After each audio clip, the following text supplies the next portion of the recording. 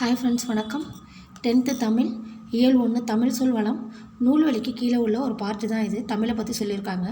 அலைகடல் தாண்டி மலை பல கடந்து எத்திசையிலும் பரவிய தமிழினத்தின் தமிழின் புகழ்மான பதிவுகளை நுகர்வோமா. தமிழை பற்றின பெருமையை தான் இதில் சொல்லியிருக்காங்க. அதாவது தமிழ் கடல் தாண்டி போயிருக்கு அப்படிங்கிறதுக்காக தான் இந்த தகவல். எத்திசையும் புகழ் மணக்க. கடல் கடந்து முதலில் அச்சேறியது தமிழ்மொழி தான். போர்ச்சுகீச நாட்டின் தலைநகர் லிசுபனில், அதாவது போர்ச்சுகீச நாட்டின் தலைநகர் என்ன, லிசுபன். 1554 கார்டிலா என்னும் நூல் முதலாக தமிழ் மொழியில்தான் மொழிபெயர்க்கப்பட்டது. கார்டிலாங்கிற நூல் முதலாக தமிழ் மொழியில் மொழிபெயர்க்கப்பட்டுள்ளது. இந்நூல் ரோமன் வரி வடிவில் அச்சிடப்பட்டுள்ளது.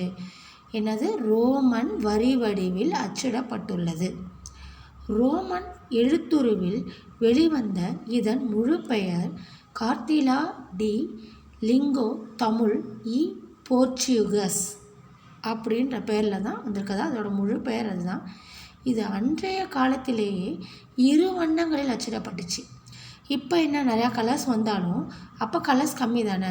அப்போ கருப்பு சிவப்புன்னு 2 வண்ணங்களில் மாறி மாறி நேர்த்தியாக அச்சிடப்பட்டுள்ளது. இந்திய மொழிகளிலேயே மேலை நாட்டு எழுத்துருவில் முதலில் அச்சேறியது தமிழ்தான்.